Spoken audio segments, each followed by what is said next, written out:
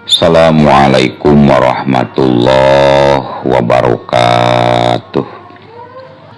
Alhamdulillah wa syukru ala ni'amillah. Ayeuna urang sadayana masih tiasa ditepang dangukeun deui dina acara anu matuh nyatana dina pagelaran dongeng Sunda Jalma Kajajaden. Ayeuna kantun bagian anu ka 64.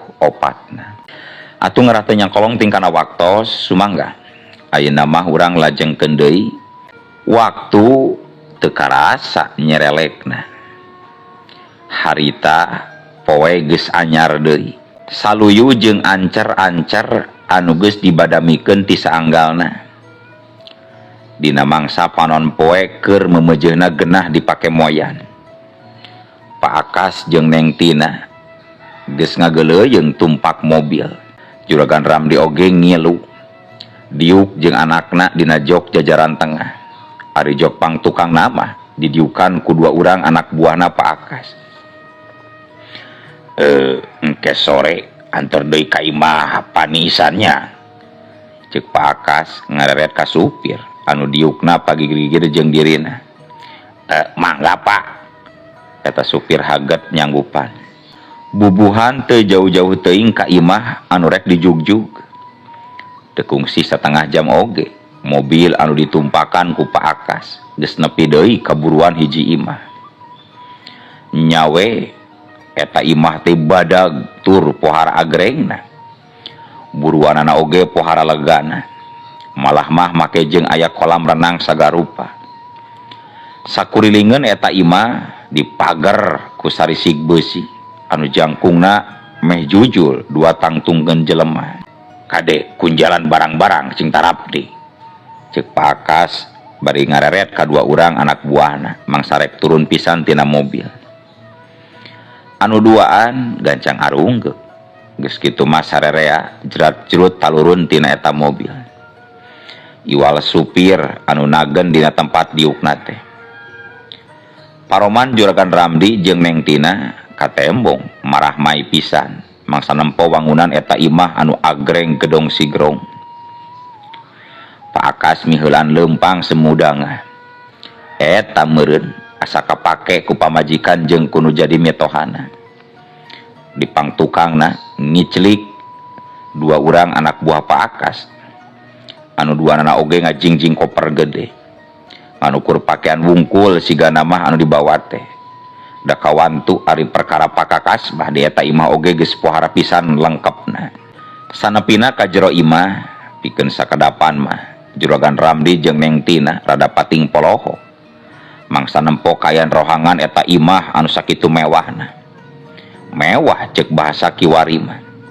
Kalayan liang irung anu nepi ka rebeh alatan pada muji ku pamajikan jeung ku mitoha. Pak Akas gura-giru nunjukkeun saban-saban rohangan. Tah di kamar nu ieu we nya Bapa mah. Ceuk Pak Akas maksa nunjukkeun hiji rohangan kamar pikeun Juragan Ramdi. Juragan Ramdi gancang unggeuk kalayan nembongkeun paroman anu marah mai. Pohara alus na atuh da eta kamar teh. Kasurna oge katembongna pohara empukna. Geus di bejaan rek kadatangan Pak Akas sigana mah. Teu kungsi lila antarana. Ti rohangan dapur pating kurunyung dua urang badega anu neranggeui dahareun. Sarta nu saterusna mah diteundeun dina luhur meja. Aya kana 4 balikanana kituna teh.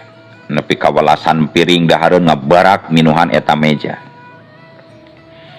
Sanggeus dariuk brak sararea dalahar siga nu nikmat pisan. Sajeroning dalahar sakapeungsok diselang ku wangkongan nepi ka teu jarang pating cakakak saleuseurian. Ai nya ari bah damar daekeun gawe moal nya kira-kirana. Ceuk Pak Akas rutret ka dua urang anak buahna. Moal kersaeun atuh Pak. Pun guru mah tos alimun ancrub kanu kararieu. Da parantos sepuh pisan atuh pun guru mah Pak. Tembal salah seorang anak buahna Pak Akas. Oh, tapi taya salahna. bejakeun we nya bisa rek mantuan ngarojong gitu ditungguan kukula di dieu. Oh muhun mangga Pak mangga.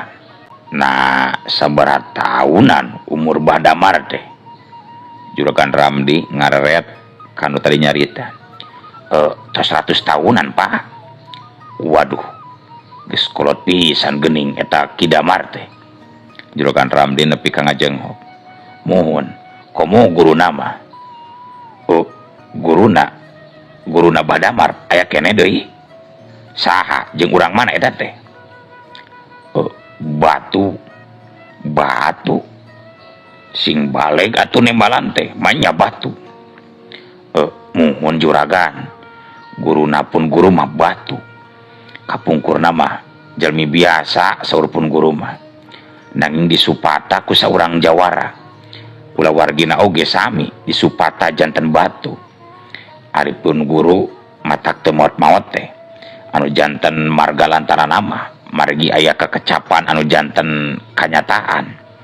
Saurna teh kantos kedal sumpah moal waka maot anging sasarangan sareng nu janten guruna awahing ku satia rupina maka nu janten guru eta Badamar teh. Nepi ka marolohok pikeun sajongjongan mah Pak Akas jeung Juragan Ramdi oge. Sok sanajan henteu nepi ka molohok siga nu duaan. Neng tina oge teu burung kurang kerung mangsa ngadenge caritaan anak buahna Pak Akas anu samodel kitu kumaha teh. Neng tina oge teu burung kurang kerung mangsa ngadenge caritaan anak buahna Pak Akas anu sakitu ahingna teh. Ari jawara anu nyupatana aya keneh teh eta teh. Neng tina ayeuna mah anu ngilutumanya. Nya parantos teu aya panginten Neng. Da tos 100 tahun kapangker. Atuh moal bisa robah deui kana wujud aslina. Ari jalma anu nyumpatana geus tilar dunya mah. Neng tina ceuk Neng tina make bahasa loma ari kanuduaan mah. Tiasa saur teh Neng. Da saur pun guru oge. Ari parantos dugi kana waktosna mah bakal aya jalmi cenah anu tiasa ngabebaskeun guruna, nya guruna pun guru sareng kulawargina tina eta supata. Nya ayeuna teh nuju ngatosan jalmi anu tiasa ngabebaskeun supatana we. Gitunya. Nya di wewengkon mana eta teh? Duka. Da dirusiakeun ku pun guru oge perkawis eta mah Neng.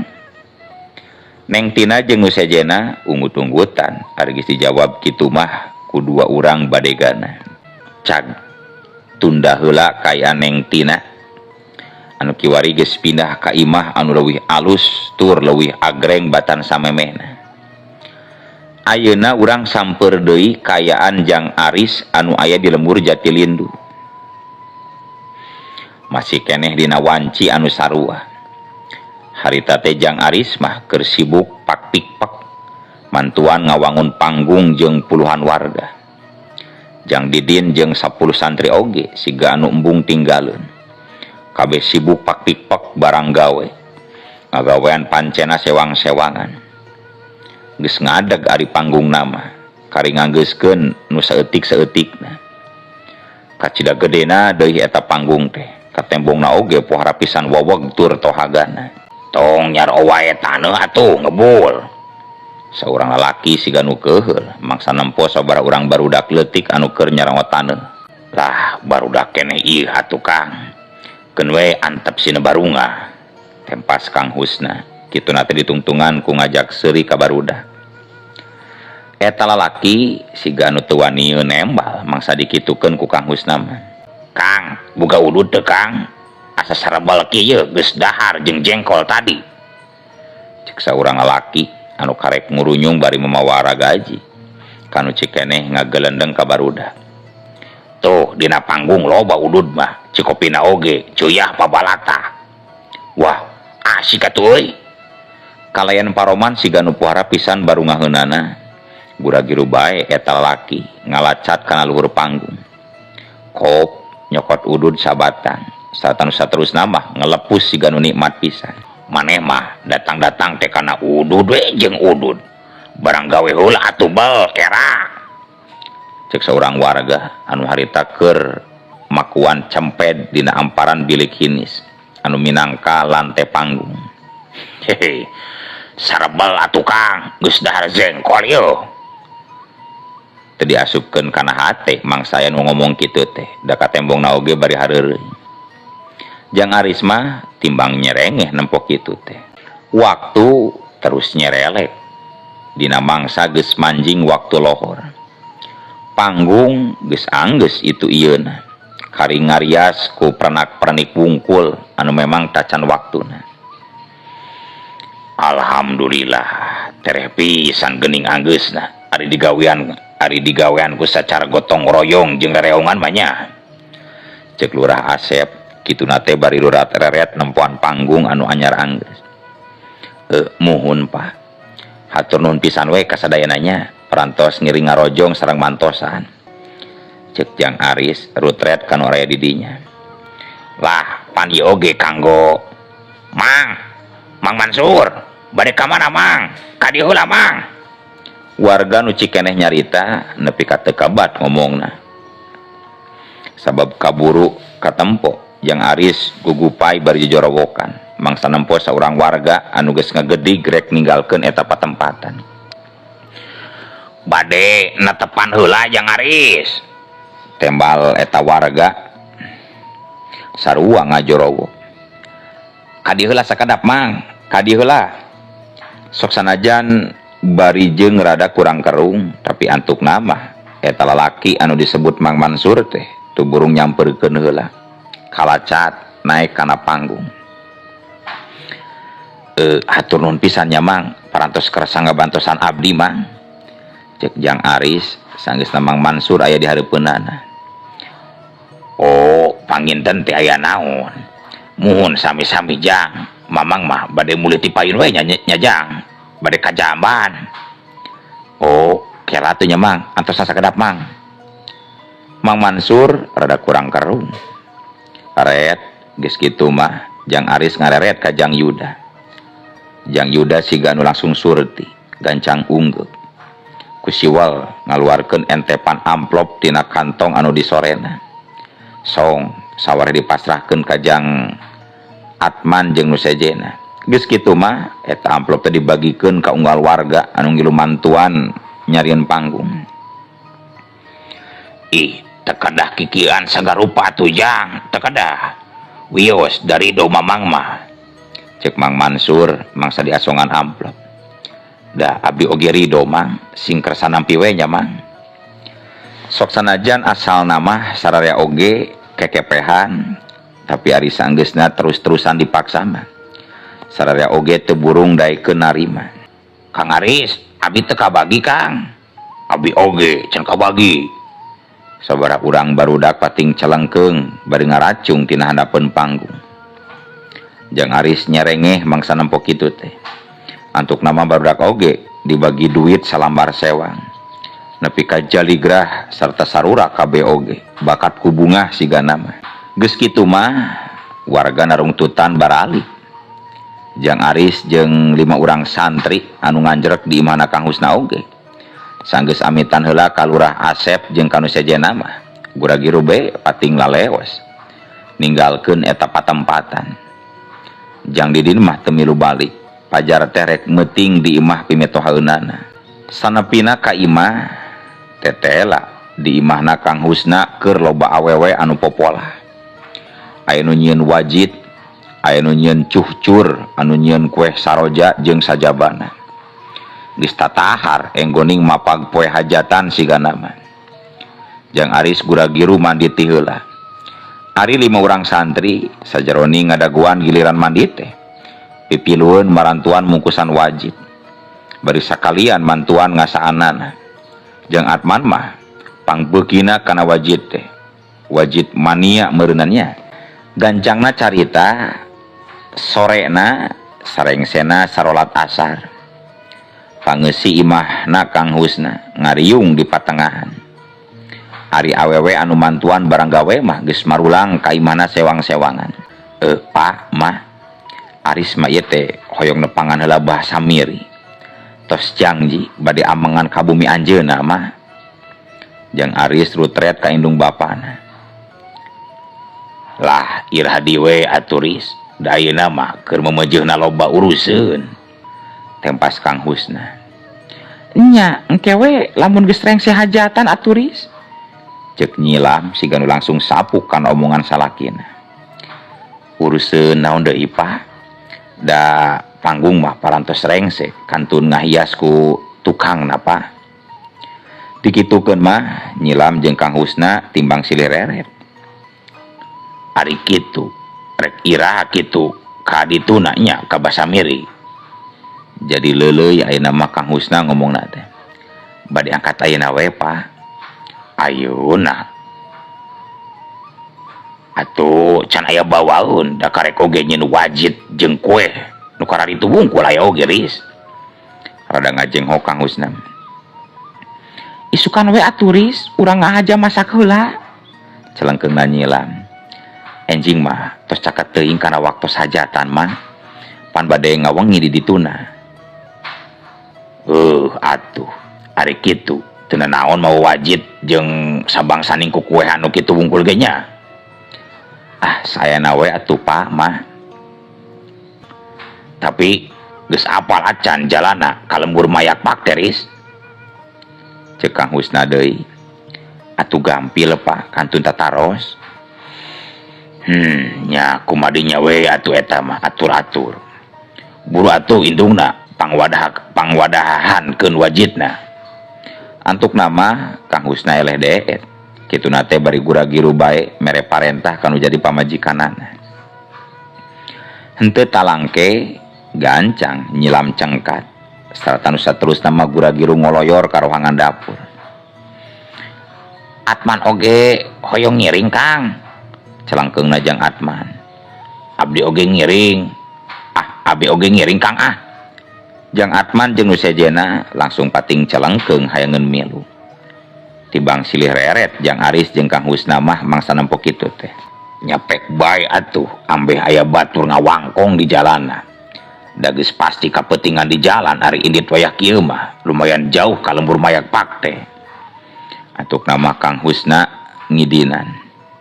Asik bisa ngilu euy. Jang Atman nepi ka surak awahing ku bunga. Jang Aris jeung anu sejena timbang pating serenge mangsa nempo pamolah Jang Atman anu samodel kitu teh. Sanggeus siap sagarupana bring we. Jang Aris jeung 5 urang santri ngabring ari endit ninggalkeun imah Kang Husna. Teu make jalan anu biasa mangsa rek ngajugjug ka lembur Cilanjung nama. Rada malibir siga numbungeun pasangrok jeung warga Cilanjung. Urang balap lumpat yuk cek Jang Aris ngareret ka 5 urang santri mangsa lumampahna geus nepi ka tempat anu rada sunyi. Hayu Kang. Jang Atman jeung nu sejena meh bareng narembalan. Curela culung. Teu kungsi ngomong deui geus kitu mah langsung bae Jang Aris gujlang-gajlang jojorelatan. Dituturkeun ku Jang Atman jeung ku urang 4 santri anu sejena. Sedengkeun ari di imah anu rek dijugjug ku Jang Aris jeung 5 santri nya di imahna Basamiri. Harita teh keroba jalema ngariung di patengahan sanak incu. Abdi oge bade maksakeun ngiring hoyong terang anu mana-manana anu nami Jang Aris teh. Cek saurang lalaki anu sigana mah minantuna Basamiri eta teh. Nya alus ari hayang milu mah. Urang indit bisa poeun deui we ka poe hajatanana nya. Kajeun meuting heula dari indit dadakan mah jauh teuing ti mayak pak ka Jatiridul teh. Ka Cilanjung gitu. Cek Basamiri rutret ka sararea. Mun awak jag-jag keneh mah oge hayang panggih jeung Jang Aris teh. Celangkeungna pamajikan Basamiri. Setengah lalampahan oge bakal bopo mama antosan we di dieu mah. Kacida uplekna anu ngawangkong teh. Sok sanajan awor jeung pating jerewetna barudak leutik anu ngarele. Nepi ka teu karasa kayaan alam geus mimiti reup-reupan. Ari perkawis Pak Akas teh moal naon kitu bah. Asa melang abdi mah bah. cek budak lalaki Samiri anu panggedena. Nya geus kungsi diwangkongkeun ka anak-anakna siga mah perkara ancaman ti Adang anak buahna Pak Akas teh. Lah kajieun kumabehna we urang lalajoanan ngan anu jelas mah abah teh hayang bener-bener tobat geus kolot bisi kaburu datang ajal hambura deui nya tiheula-tiheula mah abah teh sok merekat dawang dina mangsa sakalieun ku hidup kabehan dielingan teh. Tetep Samiri siga dumadakan ras-ras deui inget kanu geus ka tukang-tukang. Samiri ngomong kitu nate anak jeung minantuna mah timbang unggut-unggutan sarta kabeh oge nembongkeun kareueus dina sorot matana. Pak, uih Pak, celangkeungna incu Samiri kanu jadi bapana. Engke atuh Jang, pan abah sanuhun keneh Jang.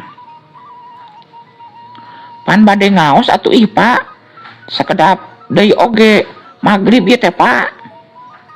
Ai nya asa teu karasanya waktu teh ada dipake ngabangkong mah. Geus kitu mah gura-giru bae anak Samiri nu panggedena amitan anu sejen oge jadi pipilueun nepi ka antukna mah kabeh barudal sarta pating laleos arindit ninggalkeun imah Samiri. Heuleut memenitan sanggeusna marulang anak jeung incuna Samiri. Harita rentang-rentang ka tembong aya genep jirim jalma anu jojorelatan muru kawangunan eta imah sarta antukna mah pating jarega diburuan. Teteh geuning eta genep urang jirim jalma teh tayalian Jang Aris jeung 5 santri. Temeakeun waktu setengah poe ari pikeun Jang Aris jeung 5 santri mah lalampahan anu sakitu jauhna teh. Buktina we harita oge geus narepi deui ka lembur mayakpak lemburna Samiri. Jang Aris reutret ka 5 urang santri. Ari anu direretna timbang arunggeuk. Kojengkang. Geus kitu mah Jang Aris ngojengkang miheulaan ngalengkakeun sukuna ka tepas eta imah. Na atuh kakarek oge salengkah. Uluh. Waktosna. Assalamualaikum warahmatullahi wabarakatuh.